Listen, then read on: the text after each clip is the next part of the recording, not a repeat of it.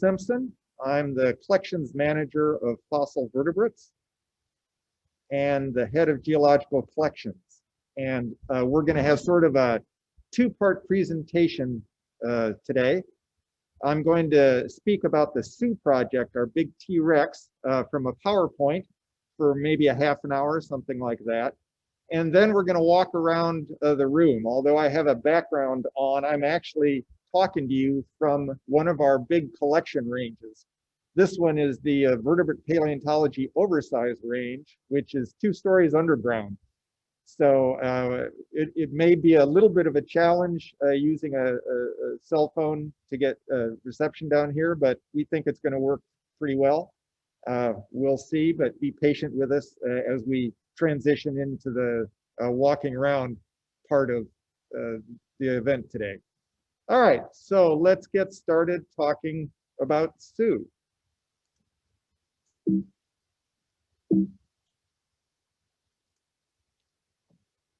So I've broken the talk into 3 pieces. The first section is 1997 to 2000, when we purchased Sue, prepared, studied, mounted it, and unveiled it to the public.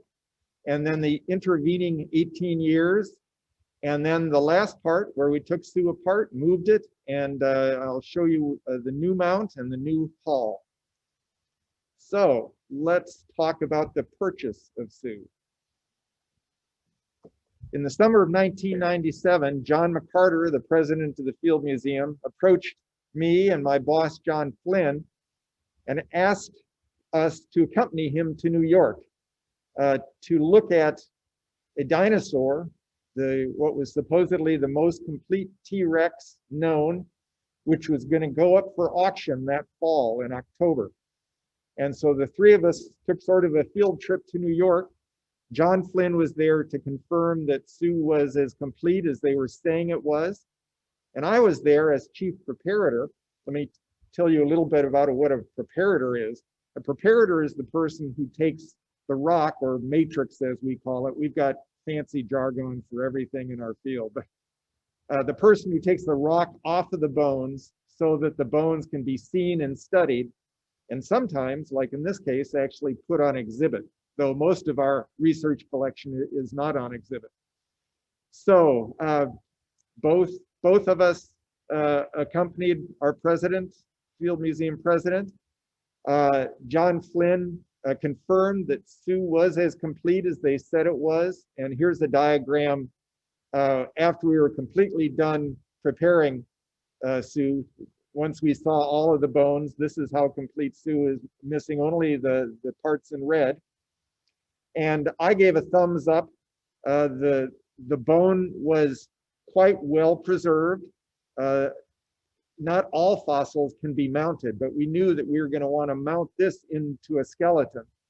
And the rock around the bones was soft enough that it could be done by the year 2000. Our president, John McCarter, wanted this to be a millennial event. And so he had picked an opening date of May 17th, 2000. So both John Flynn and I gave a thumbs up. And then John McCarter put together a consortium of corporations and private individuals. We thought that Sue might go for a couple of $1 million, and you know, the museum doesn't have that kind of cash laying around. So he did some fundraising. The biggest member of that was McDonald's Corporation, which of course is an Oak Brook corporation. They were wonderful to work with, very generous. They brought in Disney. They were doing a project with Disney at the time down in Disney World. Disney was opening the 4th part of Disney World called Animal Kingdom, and McDonald's was producing a subsection of Animal Kingdom called Dino Land. So with Disney and McDonald's and then some private donations, we had a war chest to go to the auction with in October of 1997. I have a short video. The whole auction took only 8 minutes. It started at $500,000 and then went up by increments of $100,000. But I've got a short version of this just so you can get a feel of what it was like. And you know, I just realized I need to set a setting for this. So I'm going to stop the share for a second. Sorry about that. And then do it again. And share sound. There we go. Okay. Now we're going back to the PowerPoint. So now you should be able to hear this when I started. If you guys can't hear sound, let me know.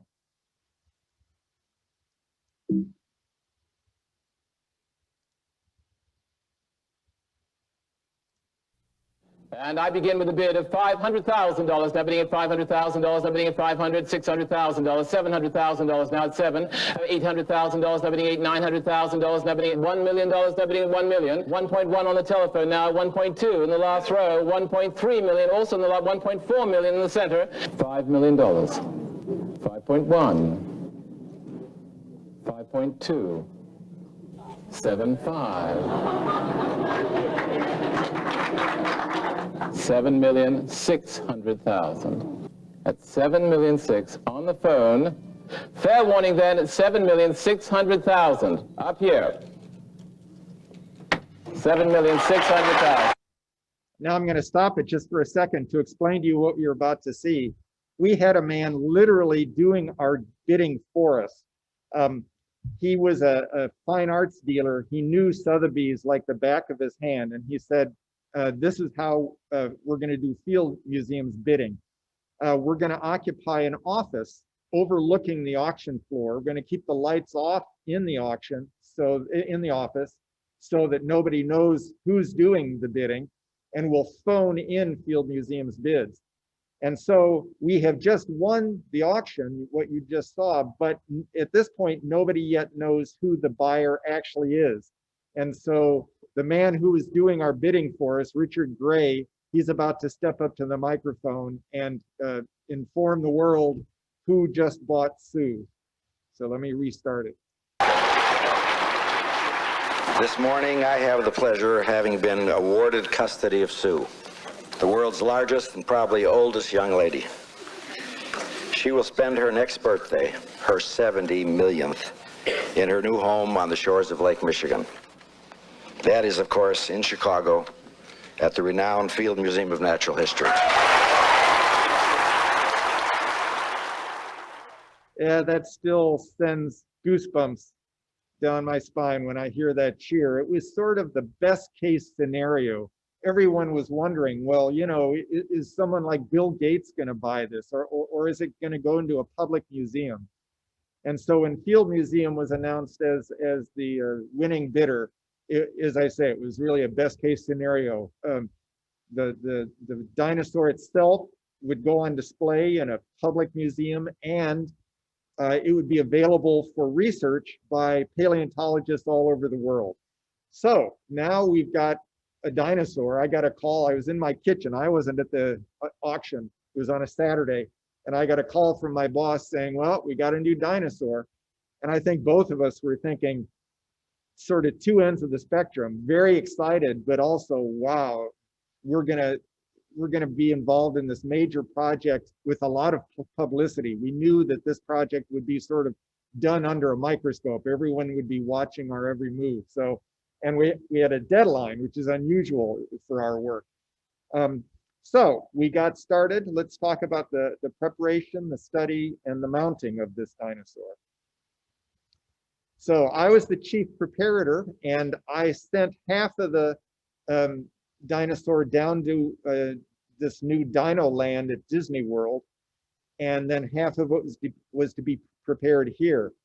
But we have our own vertebrate paleontology research program ongoing here at the museum, and we have preparation labs that support that ongoing research. So we knew that we didn't want the Sue project to get in the way of our normal ongoing research. And so we needed new preparation labs just for the preparation of Sue.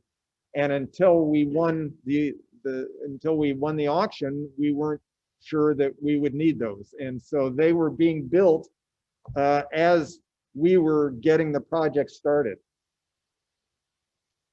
The first of the two brand new prep labs opened at Disney World in April of 1998.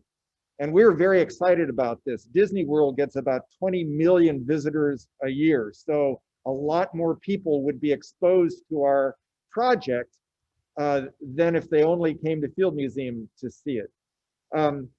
You know, there's a great shot in the first Jurassic Park movie. You see paleontologists out in the field, and they're just sort of using a small brush and brushing away the gravel on top of this complete skeleton. We wanted to show people that it's not like that. In fact, it took my preparators 30,000 person hours just to take the rock off of the bone. So it's a long process. And by having it done at these two exhibit prep labs, people could actually see what it was like to take the rock off of dinosaur bones. So the Orlando lab got started in April, and the McDonald's prep lab, which is here at the Field Museum, got started in June of 1998. The McDonald's lab is now just one of our 3 regular research labs, but the lab down at Disney World, once the Sue project was done, they tore that building down, and I think they put an underground roller coaster in its place. But that's what happened to the labs. We hired a young postdoc, Chris Brochu, to be the person to study Sue. One of the results of this project was that we wanted a monograph published. A monograph is a scientific study on one subject. And in this case, that one subject is the species Tyrannosaurus rex. So we hired Chris. He had just gotten his PhD at the University of Texas in Austin. And he specializes in crocs, which are a member of the group that dinosaurs belong to, the so-called Archosauria, the ruling reptiles. It includes crocodiles, birds, of course. Every bird that's ever lived is a dinosaur, non-bird dinosaurs, and pterosaurs, the flying reptiles. So Chris was well informed on dinosaurs because he studied a closely related group.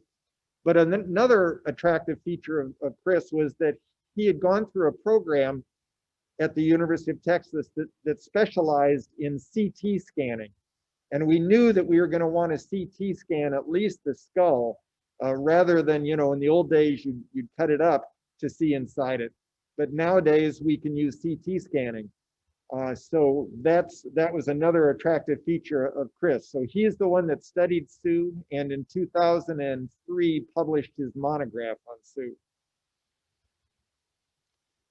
And then there was another facet to this whole project. Since this was one that was going on display, there was the team that created the mount, the metal armature that held all the bones together. And that crew was in New Jersey. The head of the American Museum, which is in New York, the head of their mount shop, Phil Fraley, he had already mounted the American Museum's T-Rex, as well as hundreds of other American Museum fossil vertebrate skeletons. So he won the bid to do the mounting for Sue. He asked for a leave of absence from the American Museum, and they weren't so wild about that. So he had to resign, but he started his own company, Phil Fraley Productions, and his first project was Sue. He rented a space in New Jersey. It was called the Johnson Atelier. I learned all sorts of new words with this project. I'd never heard of an atelier before, but I guess that's a sculpture studio. In this case, one that's several stories high. Obviously, you need a big building to do a dinosaur mount inside of. And it was really Phil and his team that dictated the order of preparation of the bones. He said, look, this is a bipedal animal, 2-legged animal. We're going to start with the hips. So prepare the hips first and send those to me, and then the hind limbs, and then the vertebral column and the skull. So that's what we did. And here you can see some shots. The armature is just beautiful. Particularly before it was painted black. I loved seeing it. In fact, sometimes I wish I could push a button and have Sue disappear for a moment, just so you can see the artistry of this mount. It almost looks like liquid mercury just poured down the outside of the bones. And then there's yet another part of the project. We knew that not everyone would be able to come to Chicago and see the real bones in person. And so we made molds of every single bone in Sue's body and sent the molds to a company outside of Toronto called Research Casting International, or RCI. They made plastic casts, very accurate casts of Sue, and mounted those casts. And these two plastic mounts traveled the country and eventually traveled the world, and millions more people got to see Sue through these traveling exhibits. These are Field Museum's first traveling exhibits. And I love this shot because it's not often you get to see two T-Rex skeletons side by side. So once the mount was done, and we would of course make periodic trips to New Jersey to make sure that everything was going right. There were a few hiccups, as there always are, but once the mount was done, then it was taken apart and the bones and the mount were moved to Chicago. You might think this was a gigantic job taking it apart, but in fact, the mount is designed to be taken apart easily so that any bone can come off the mount for study. I'll give an example of that. There was a graduate student at the University of Chicago who, like the rest of us, was interested in what these tiny little arms that T-Rex has, if they had any function or not. And Sue has the most complete T-Rex arm. The right arm is almost complete. So she wanted to study it, but you know, the armature, the metal holding it together, hides some of the surface detail. So she wanted it with, you know, taken off the skeleton, which sounds like an outrageous request, but we anticipated this, and the mount was made, it's sort of like a tinker toy. It's made to come apart. So for a couple of days, we had the arm off up in the lab so she could study it. And so Sue was sort of a one-armed bandit for 3 or 4 days. So here you can see shots. This is the Phil Fraley crew putting Sue back together behind a barricade because we wanted to unveil it on May 17th. And the plan was to do it live on the Today Show and Good Morning America. So let's talk about that. It was quite the media circus. Whoops, let's go back one. The plywood barricade around Sue was replaced by a double set of curtains, and this is called a double kabuki drop, yet another term that I learned in this project. And they practiced dropping the curtain over and over and over throughout the night of May 16th into May 17th, so that they knew that when it was done live on the Good Morning America and Today shows that it would go without a hitch. And I've got another video. This is sort of a compendium of some of the news coverage of that day. So let's do that. From NBC News, this is Today. After 67 million years, Sue is about to make her entrance. There is a lot of excitement at Chicago's Field Museum this morning over a bunch of old bones. And these aren't just any old bones. This is 2020 Wednesday. Live on our show, we're going to unveil Sue, a 67-million-year-old dinosaur, the most complete Tyrannosaurus Rex skeleton ever found.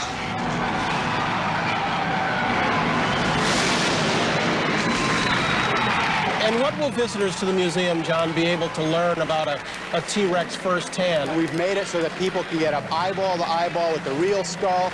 You can see all this stuff with your own eyes and know that it's real.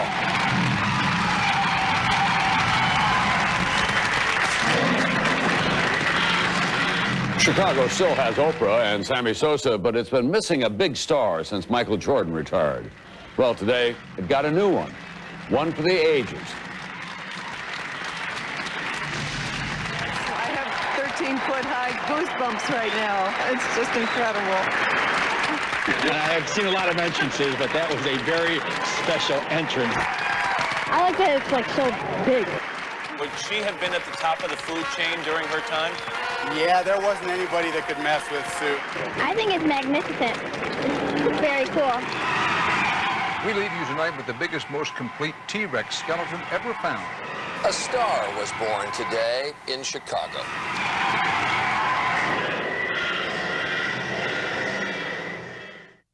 So that's what it was like on opening day. And that year was one of our banner years as far as attendance. We had to use the emergency exit. The lines were so long and we didn't want people to have to wait outside too long. McDonald's put up folding tables out in the hallways just to accommodate the huge crowds. It was really quite an event. Okay, so Sue's on exhibit. One of the outgrowths of this project was that a donor was inspired by it, and that donor donated money so that we could hire a dinosaur researcher, a permanent curator of dinosaurs. We did that in 2001. Pete McVicky was the person that we hired. He's one of the most prominent dinosaur paleontologists in the world. He had just graduated from Columbia University in New York in conjunction with the American Museum in New York. And Pete was with us until just recently. He and his wife are now curators and professors at the University of Minnesota, and we miss Pete. But we have just hired a new dinosaur curator, Jing O'Connor. She's amazing, and I think she'll be one of the most high-powered dinosaur, she already is one of the most high-powered dinosaur researchers in the world as well. So we're very lucky to have Jing May. So in the intervening years, we knew that Sue, you know, this is sort of the Rosetta Stone for this species because it's the most complete T-Rex. So we knew many, many paleontologists would come to study it. And indeed they did. Even the person who dug Sue up, Pete Larson. Here you can see him studying the real skull. The real skull is never put on the end of the neck of a dinosaur because it's too hard to study up in the air like that. And so we made a cast of this skull, corrected it a bit, because you can see the skull's a little squashed, as you would expect after 66 million years. So it's a plastic skull that's onto the end of the neck. The real skull is here in a bulletproof case. It rolls out on little rails like a narrow gauge railway, and then we can get it out of the case easily so that it can be studied easily. In 2010, as a 10th anniversary project, we got money to scan Sue. The idea was that we wanted to create a three-dimensional computer model which would give us the basis to estimate the mass for this dinosaur. Many locomotion studies have been done trying to figure out how fast this dinosaur was. And one of the main parameters in those locomotion studies is mass. How heavy is this animal? We think that T-Rex probably could run, but didn't do it very often. It was generally thought to be 6 to 7 tons, but Sue's bigger. And using the skeleton, instead of just hiring a sculptor to sculpt what they think the dinosaur looks like, based on the three-dimensional data, you can get a much more accurate estimate. And the estimate comes in at about 9 tons. So when paleontologists thought it unlikely that T-Rex would run at 6 to 7 tons, Sue makes it even less likely. But even at a walk, you know, those are very long legs, and Sue could walk at something like 10 to 12 miles an hour. I could not outrun Sue, I'll tell you that much. All right, Sue was erected in the big main hall of the Field Museum called Stanley Field Hall. That was not meant to be Sue's permanent home. That was supposed to just be a temporary location. When the museum was designed, the building, when it was designed, it had 6 courtyards built into it. It was an unair-conditioned building. And, you know, imagine when it's 95 degrees outside in Chicago summer.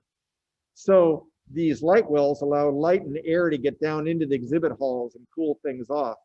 And over the years, we've filled in those light wells for extra space.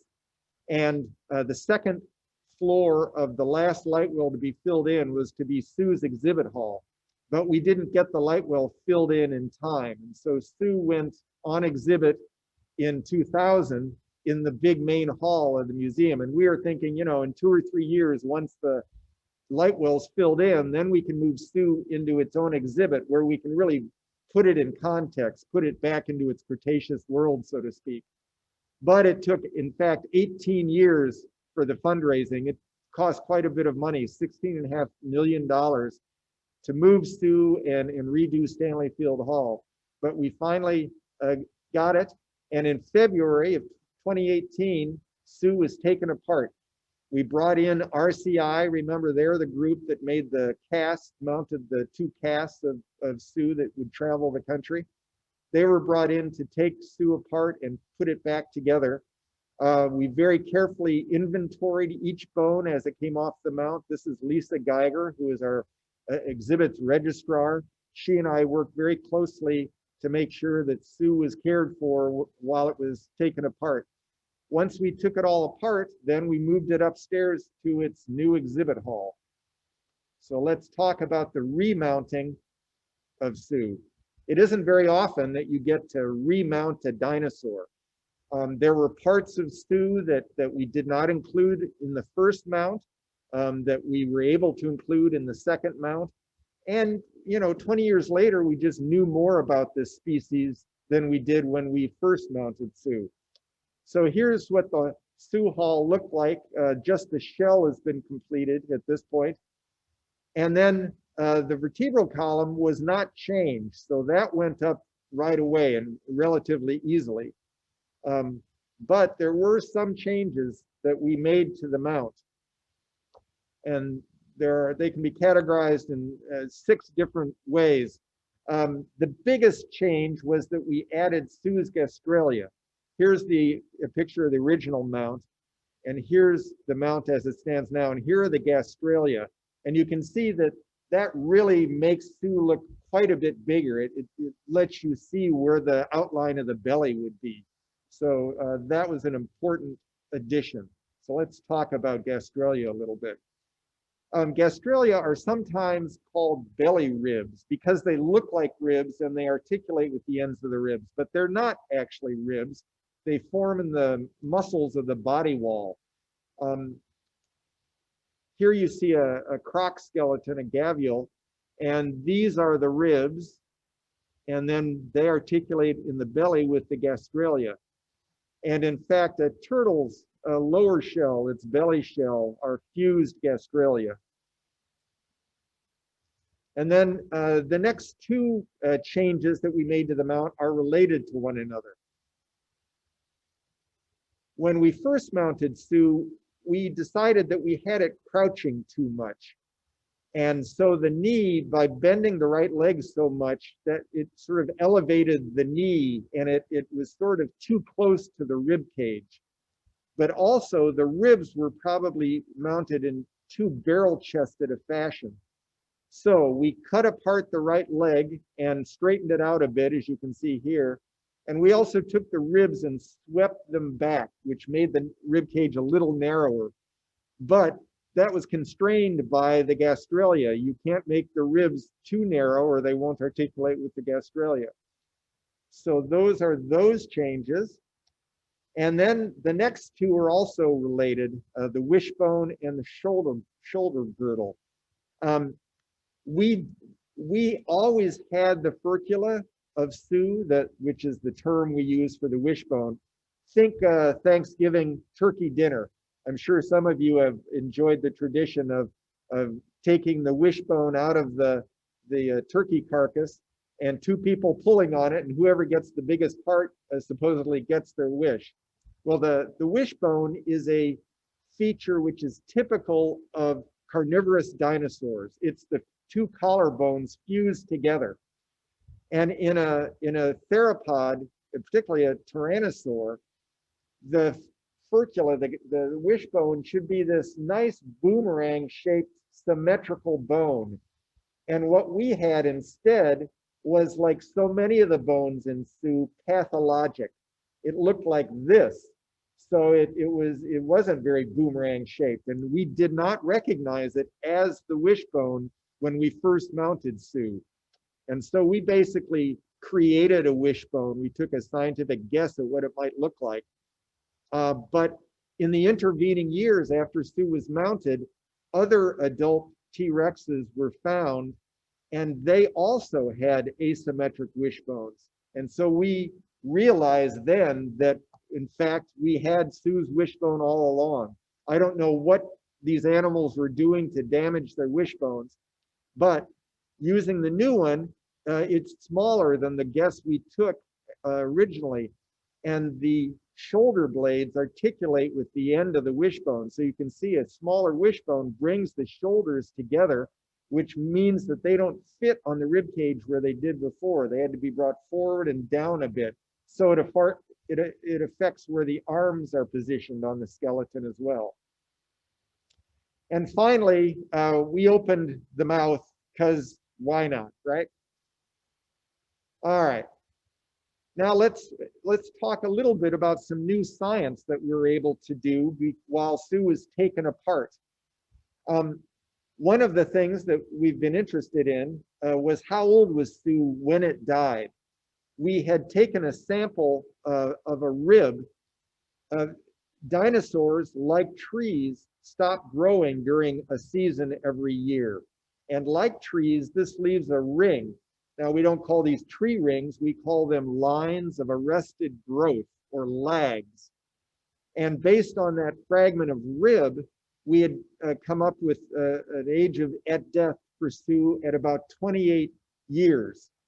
However, when Sue was taken apart, it gave us the opportunity to sample several more bones from the skeleton. So we were able to sample the femur, take a core out of the femur, and we also got a sample out of the right fibula to see if those would correlate with 28 years or if they were different from the 28-year estimate that we'd gotten off of the rib fragment. So here's a video. We used a big drill test from the Girdle, diamond-coated drill bit to take a circular core out of Sue's left cheek. And then that core was cut in half, and one half was glued to a glass slide, ground down so thin that you could pass light through it. And then we could look at it under a microscope, and we could count the lags of arrested growth. And based on this and the data we got from the fibula, it turns out that Sue's older than the rib fragment indicated. We think Sue was maybe as old as 33 years when it died. And let me finish up my talk with showing you what the new hall looks like. So this is Sue's new home. We really put Sue into context. We show the animals and plants that were alive at the same time. There are 6 giant glass screens behind Sue, and if you stand in just the right spot, the images projected on these screens coalesce together into one big image.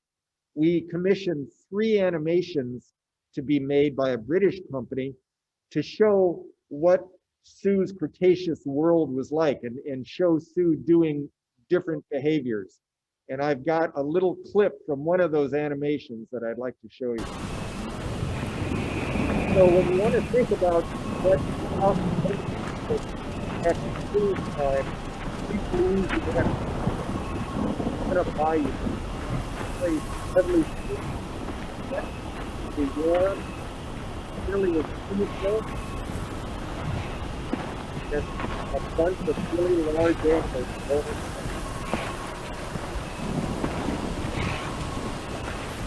The first is like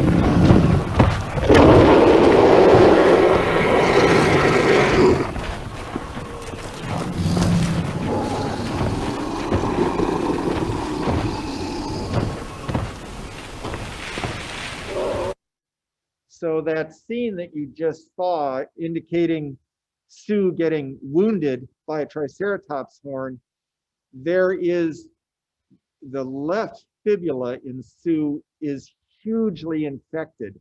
It's not a broken bone, it's a bone infection. And we think there might be two likely ways that happened. One is either a strike by Triceratops, as you just saw, or maybe an ankylosaur. These are these big armored dinosaurs, some of which have tail clubs. If Sue was hit by that tail club, it could have injured the fibula as well. So it's sort of a guess on our part to explain what we see, yet another pathology in Sue's skeleton.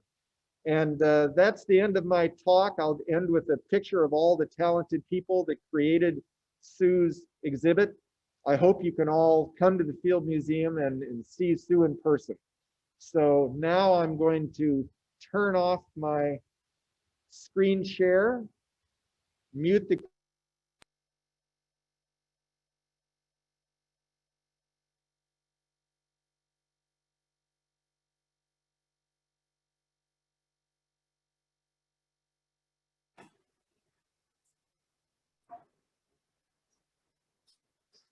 And my colleague Kate has kindly offered to be the camera person for all of this. Thank you, Kate. Hi. So let's talk about the room that we're in. About 0.5% of the fossil vertebrate collection is actually on display. So a lot of people, when people come to visit the Field Museum, they see our wonderful exhibits and they think, well, that's Field Museum. In fact, that's just the tip of the iceberg. We have huge research libraries behind the scenes. And these libraries, like any good library, need librarians. We call these libraries collection ranges, and the librarians are called collection managers. I'm the librarian or the collections manager for the fossil vertebrate collection. And I have 5 different collection ranges to house this huge collection. There's the fossil fish collection. There's the fossil herp collection. Herp is a shorthand that we use to mean fossil reptiles and amphibians. There's the fossil mammal collection. There is a lag deposit of mounted skeletons in an old exhibit hall that we don't like to. Once you mount a skeleton, it costs so much money, you don't want to take it back apart. Sue, for example, was just mounting it was $2 million. And then the 5th vertebrate paleontology collection range is the one we're in here, the oversized range. And this is where all the dinosaurs that aren't on exhibit are kept, as well as any bones that are so big and heavy, they need a forklift to lift them. I don't know if you can see that in the far background, but this room is sort of a bone warehouse. Most of the fossils are on pallets, which the forklift can easily lift up and manipulate. So it makes it safer not only for the fossils, but safer for those of us that have to move these large bones. Yesterday, I did a program from this room for our members' nights, and I had to use the forklift to get a bunch of bones down that are now back on the shelf. But we'll talk a little bit about those here in a minute. This room houses about 1,500 specimens. So really, in terms of numbers, not that many, but these are our biggest specimens. The heaviest ones are these big sauropod thigh bones, which are kept on the floor. They're so heavy, each one is about a half a ton. So there just isn't shelving that is heavy duty enough to house them.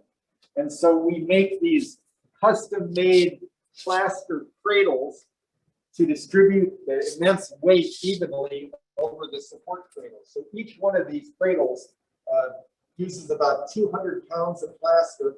I made most of them myself about 40 years ago, and the bones have not broken. The next lighter class of material is on these shelves, which do not move. And then the rest of the room is compactors. Some of you, I'm sure, have seen compactors in libraries and in doctors' offices, but they allow a tighter packing of material of specimens per square foot, because in a traditional collection range, there would be a row of cabinets and an aisle, a row of cabinets and an aisle. So half the room is aisle. But if it's compactorized, you can put the aisle wherever you want it. So most of the room is compactors. And half of the compactors are long span open shelving for some of the smaller but still big fossils. And then the other half of the room is actually cabinets. And you might wonder, why would we have cabinets in an oversized range? Well, the entire fossil bird collection is down here. And as we've already alluded to, every bird that's ever lived is a dinosaur. So they belong down here as well. Kate, I'd like to show one behind you. So we're going to turn around here. Thank you. What I'm about to show you is a holotype. So let me describe what that means. If you find a new organism, living, extinct, plant, animal, it doesn't matter, for you get to name it. But for your name to be valid, you have to publish a detailed description of your new organism in a widely disseminated journal so that your scientific peers have a good chance to read it and therefore judge your science. But also you have to pick generally one example of your new name. It's basically the physical definition of your new name. And this one example is called a holotype. So these are like the rock stars of natural history collections. And what I'm about to show you is the holotype skull from a flightless carnivorous bird that was one of the main predators in South America when South America was an island. They're called terror birds.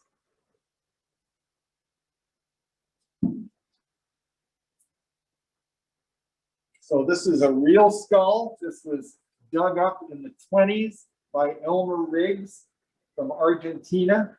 And you can see it looks kind of like a hawk, except it's way, way bigger. So this is the holotype of the species Andalgalornis ferox, the ferocious bird from Andalgalon.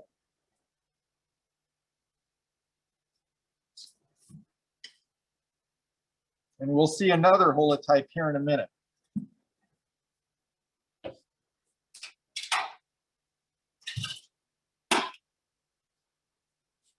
So these bones were largely collected by our very first paleontologist, Elmer Riggs.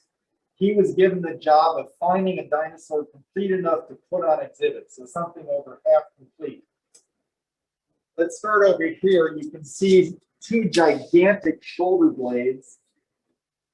And you can see that the shoulder blades are curved. Back here, I can turn it, you can really see the curvature. They lie over the rib. So in your mind's eye, reconstruct this rib cage that this huge shoulder blade is lying on. This is one of these big sauropods, the long-necked, long-tailed dinosaurs. And that's what most of these initial bones that I'm showing you are from, big sauropods. This is a femur and a shin bone, a tibia, from a titanosaur. These are the biggest dinosaurs that ever lived. They're the most advanced sauropods. We have a cast of Titan, where Sue used to be, up in the big main hall. That is currently the largest dinosaur known.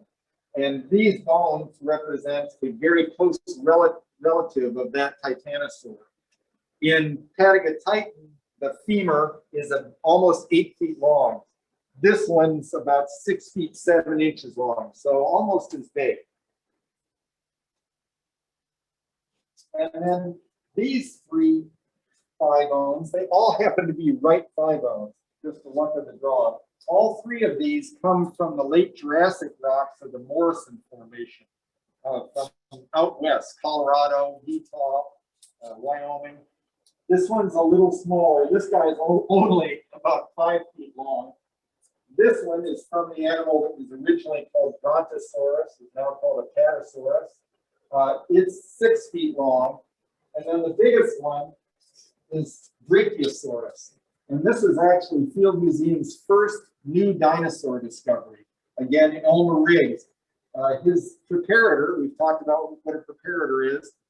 his preparator, Bill Menke, discovered this on July 4th, 1900. And so originally Riggs thought this was, the biggest dinosaur known at the time was Brontosaurus. So Riggs thought that's what he had.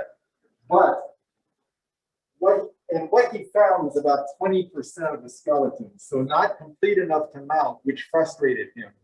But he says that were it not for this rib, he might not have even collected it. He thought it was just sort of a scrappy Brontosaurus, and he was hoping for something better. But one of the ribs that they found, and it's this one, is 9 feet long. So in your mind's eye, I'm 6 feet tall. Imagine a 9-foot rib cage. This told Riggs that this was either a gigantic Brontosaurus or a new dinosaur even bigger than Brontosaurus. And in fact, it was the latter. Once they got all of the rock, went in the lab, got all the rock off the bones, they realized that they had a dinosaur even bigger than Brontosaurus, which means, again, Riggs now got to name this animal. And unlike most sauropods, this was the first one that had ever been found in which the front legs are longer than the hind legs. So he envisioned this as the giraffe of dinosaurs. And he named it Brachiosaurus, which means arm lizard. And then every species name is actually a binomial, like our own is Homo sapiens.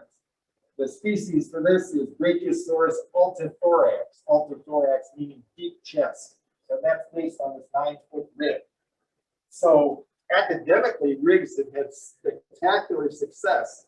By 1903, when he described it, the world now knew what the world's biggest dinosaur was. But he also found a Brontosaurus that was about 65% completed. So that was the dinosaur that he prepared and put on exhibit. It took years to get that specimen prepared. He did not have 12 preparators like I did at Mitosposo during the Sue project. He had 1 or 2 preparators. So his Brontosaurus went on display in 1908. However, he did not use that name. Since he was being asked to collect dinosaurs, he became a dinosaur expert. He was a mammalian paleontologist. But he went around and studied all of the sauropods in other collections that have been collected. He realized that there were 2 names for the same dinosaur, Brontosaurus and Apatosaurus.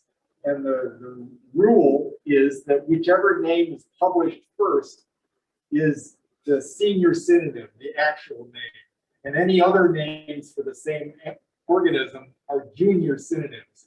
So in 1903, he synonymized Brontosaurus under Apatosaurus. And it has stayed that way until a few years ago when a huge study came out resurrecting Brontosaurus. And the way science works is you publish your study and then you see how it's received by your peers. And we're sort of still in that period of time. Some paleontologists believe this author is correct, that Brontosaurus is different from Apatosaurus and therefore is valid. Other paleontologists still think Riggs is right, that they're the same animal. So we'll see as time goes on which opinion wins out. How are we doing on time here? It is 1:49. Yeah, maybe we should think about hitting a few high points and then go into Q&A. Sounds great. These are the backbones of the type specimen of Brachiosaurus. So there's a femur, and then there's a humerus, which is even larger. That's on display, so I don't have that to show to you. There are 4 ribs. There are 7 backbones from this part of the chest, which articulate with the sacrum, which are 5 backbones fused together to support the huge weight of the hind legs. Here are some of the ribs. That's an ilium, one of the hip bones. You can feel your own ilium right below your belt, that ridge. And then that bone is the part of the scapula. Remember, we looked at the scapular coracoid? That's actually the coracoid, the bottom of it. And in an adult, the coracoid, as you see in those, would fuse to the scapula. In Brachiosaurus, it's not fused. So as gigantic as Brachiosaurus is, it was the biggest dinosaur from when Riggs described it in 1903 until the early 1980s. So as big as it is, it's a juvenile. The coracoid is not fused with the scapula. And then finally, there's a couple of tail vertebrae you can see next to it. And then a few of the other high points. Again, Riggs in 1921 this time, digging up in Alberta, Canada, he dug up a baby tyrannosaur. Not Tyrannosaurus, but an earlier, more primitive relative called Gorgosaurus. And you can see it here. For the parts that are preserved, it's mainly from the hips back. For that part, it's even more complete than Sue. For example, this is 100% complete hind foot, just spectacular. And I brought a cast of Sue's foot just for a size comparison. So the adult of Gorgosaurus wasn't as big as Tyrannosaurus, but it was approaching it. So you can see this is maybe a 5-year-old juvenile. And it, bone for bone, of course, is exactly like Sue, just much, much smaller. And over here, one of our current traveling exhibits is dinosaurs. We had a field program in Antarctica itself, and we discovered the apex predator from the mid-Jurassic of Antarctica and named it Cryolophosaurus. This is an artist's conception of what it might have looked like.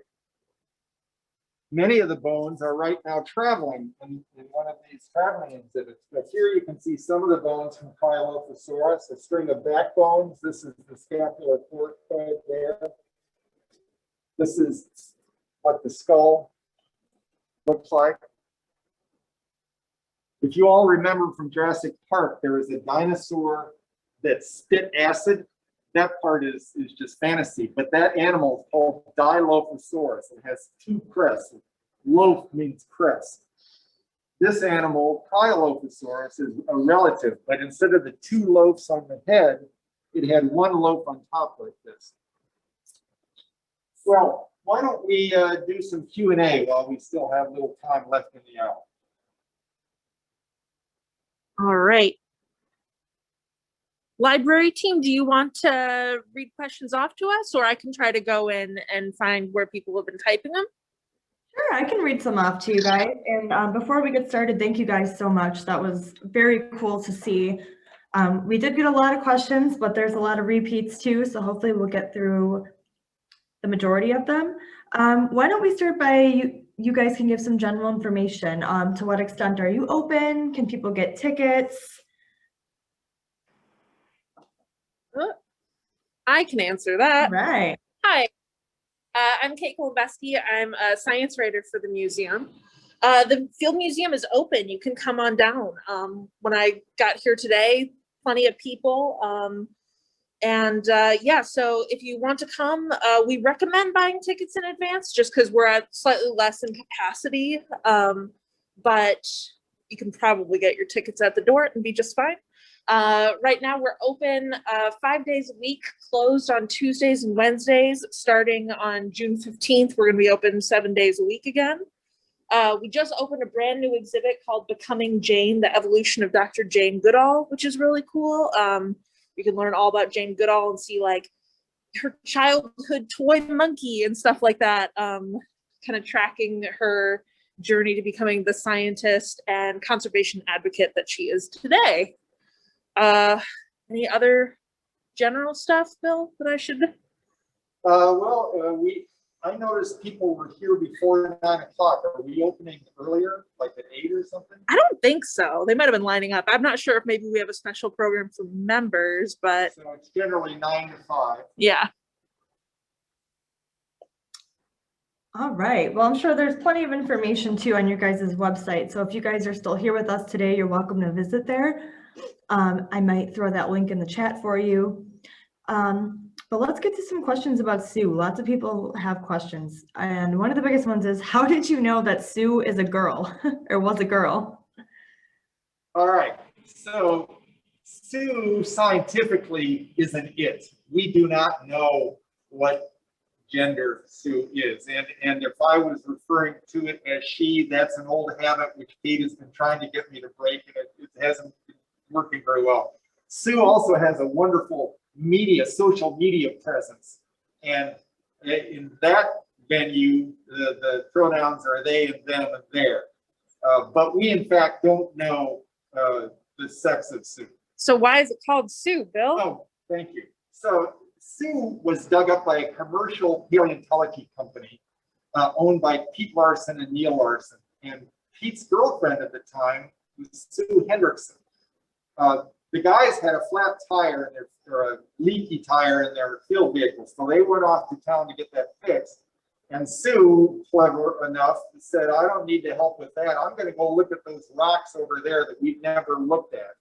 And so she discovered Sue. And the way you discover a dinosaur, a big fossil like that, is that you see bits and pieces of it on the ground. We call these float because they're not in place. They've eroded off and washed down onto the ground surface you're walking on. They're sort of floating out of place. She saw a gigantic field of float, thousands of little pieces of bone. She looked up, and about 8 feet up, there are these huge bones eroding out of the rock. So that's why it's called Sue. Very cool. So somebody must have known that, because we had a question. Curious if Sue Hendrickson is still looking for fossils. She has told me that she considers Sue her going away present to Pete Larson because they were just breaking up at the time.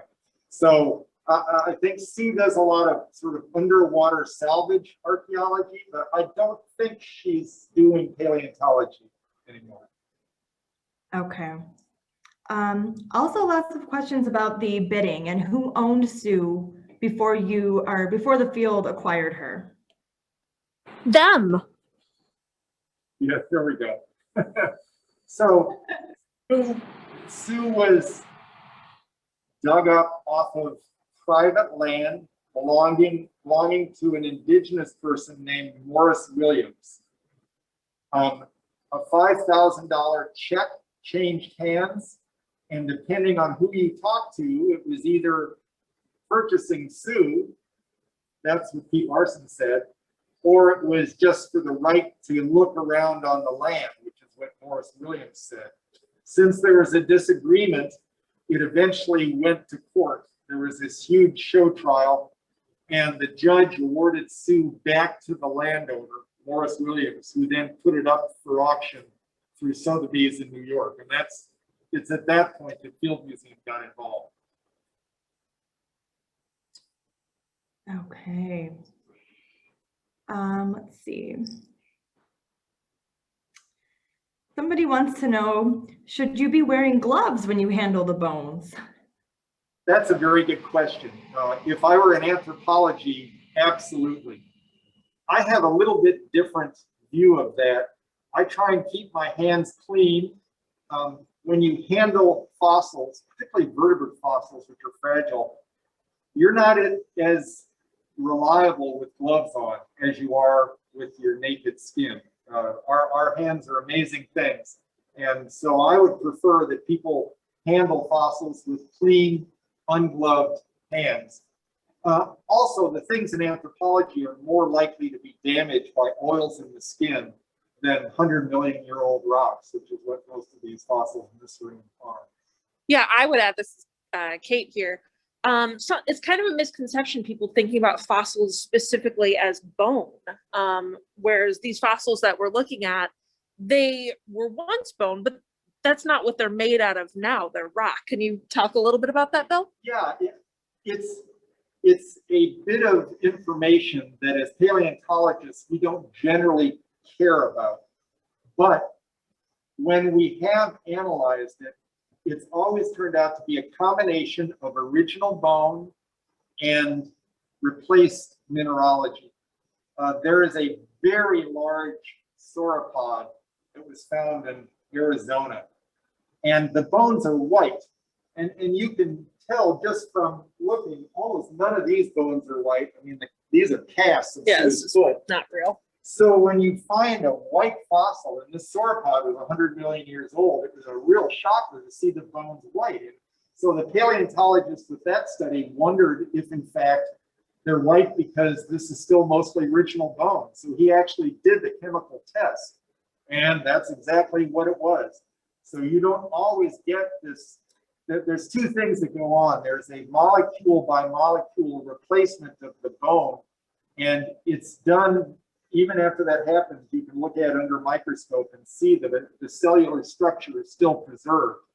But there's also this process which is called permineralization, which is the infilling of all of the voids in the bone with minerals that are precipitating from those that are dissolved in the groundwater that's flowing through the sediment in the bones. So it's a combination of original bone material and replacement bone material. Yeah, so it basically ladders up to when you're holding a fossil, most of what you're holding is not the remaining bone. Most of it is probably going to be rock that has kind of filled in the spaces where the original bone used to be. Yeah, an original bone, even these big things, would be much lighter because they're largely hollow. That's one of the sort of free adaptations for flight that one group of dinosaurs used to become birds. Okay, that's good to know. That answers a couple more questions people had about rock versus bone also. What else do we have? A couple more minutes and then we'll ask about Sue. How did Sue most likely perish? A lot of people are interested because you mentioned Jurassic Park, that how much of Jurassic Park is fantasy versus reality? It's all real.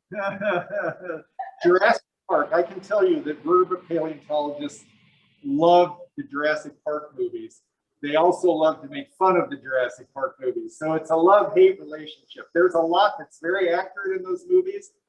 But for example, the dinosaurs are all larger than life. And you know, it's always struck me that the dinosaurs are already larger than life. Why improve on that? Steven Spielberg actually came and visited us in the middle of us preparing Sue. And we had the foot, just like it is here. This is a cast. We had the real foot propped up with sandbags. And he looked at it and said, "Oh, is that all the bigger it is?" And we said, "Yes, and this is the largest T-Rex known." So yeah, we've all enjoyed those Jurassic Park movies, but they're not completely accurate. You know, it's entertainment. We don't expect it to be a scientific treatise on dinosaurs. And I'm guessing the question people have is related to, like, so can you bring back a dinosaur using dinosaur blood preserved in amber from a mosquito? Yeah, probably not. DNA is a very fragile molecule. I think there's some chance of it occurring for, say, frozen mammoths from Siberia, which are only, say, 40,000 years old rather than 100 million, or in Sue's case, 66 million. I think it's unlikely that we will find enough DNA from a 66 million year old fossil to resurrect the species. And then, of course, there's the other ethical question: should we do it?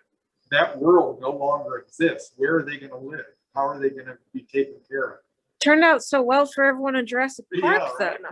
And I think the other question was, how did Sue die? Yeah, we really don't know how Sue died.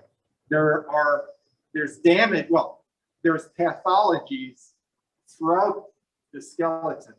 And Sue is if not the oldest, one of the oldest T-Rexes known. So that's sort of what you would expect. I'm 68, I've got lots of arthritis. Sue showed lots of arthritis. So Sue is an old T-Rex, but we don't know what it died of.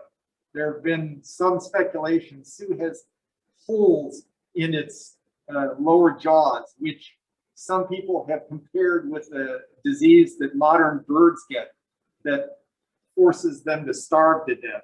But the jury's still out on that. We don't know why Sue died. It may have just been old age. Thank you. Yeah, people were wondering whether she was considered a young or an old dinosaur. So very old for its species. All right. Well, thank you guys. Before we wrap up, we've got lots of comments about how knowledgeable you both are, and many thanks from everyone in attendance. Can you tell us a little bit about your background and how you came to be where you are with the Field Museum? Sure. I grew up in Winnetka, which is a northern suburb of Chicago, and my mother would bring me to Field Museum when I was a little kid. buy me a bag of plastic dinosaurs, some dinosaur books, and I never looked back. I had an uncle who used to make great fun of me. He said, "Kid, grow up. You need a real job. You're never going to get a job in paleontology." But here I am. I've been at the Field Museum for 42 years and enjoyed every moment of it. And as I find the thing to turn, apologies, the camera's on a weird gimbal device, making it harder for me to switch it. Hi, so I'm Kate. I'm a science writer at the museum. I've worked here for about 8.5 years now. And my story is not unlike Bill's in a lot of ways. I'm from the northwest side of Chicago. I came here all the time as a kid, and I thought that I wanted to be some sort of scientist. I have an undergraduate degree in chemistry. And when I was about halfway through undergrad, I realized that while I really love science and I love reading about it and writing about it and talking about it, I do not actually enjoy doing it. So I realized I should not make a career as a lab scientist. So I wound up doing a bunch of other writing, graduated with degrees in chemistry, French, and English, got a master's in science writing, but yeah, really lucked into a position at the Field. I came to one of our members' nights, met somebody, and I got their card. A year later, I got an internship, and that turned into one job, turned into another job, turned into another. And yeah, so now my main job is writing about the research that our scientists do and telling reporters about it so that they can cover it in places like the New York Times. And then I also do freelance science journalism and run a science comedy show, things like that. So yeah, lots of science communication. Very cool. Awesome, guys. So are you the person behind Sue's Twitter account? Because I have lots of here saying Sue that. writes their own, I don't understand. Sue writes their own tweets. Okay, we got it. Lots of people saying how hilarious it is. So props to you guys, or props to Sue for that. And lastly, let's get one more question. Lots of people are asking, so then why are dinosaurs extinct? What happened ultimately? Well, the smart alecky answer is they're not extinct. There are 12,000 species of dinosaurs alive, a dinosaur alive today. Every bird that's ever lived is a dinosaur. And so in fact, dinosaurs are still more numerous than mammals. There are something like 6,000 species of mammals alive today. But to take your question as it was meant, what happened to the non-flying dinosaurs? It's pretty well accepted now that a really large asteroid struck the Earth about 66 million years ago near the Yucatan, the current Yucatan Peninsula. And it threw up so much dust into the air that it precipitated what's called the nuclear winter scenario. You get dust spread worldwide. It shuts down the photosynthetic pathways, so the plants die. The plant eaters that eat the plants die. The carnivores that eat the plant eaters die. And so the food chain basically collapsed. It's one of the two greatest extinction events in the rock record. Okay.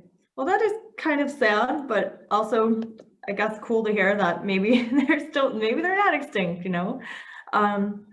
So again, it's about 2:10. I think we're going to wrap up. I thank you guys so much. This was so cool to be able to see the oversized room. Lots of people laughed at that also. And I'm very happy that we were able to offer this today. If you guys are still out in the audience, I invite you to stick around for just a moment after I end the webinar and fill out the short survey for us. We'd love to hear your feedback, and we're so glad that so many of you can join us today. Everybody have a wonderful weekend, and I hope to see some of you next week when we visit the Elmhurst History Museum. Bye, everybody. Thank you, William and Kate. You bet. Bye. Bye.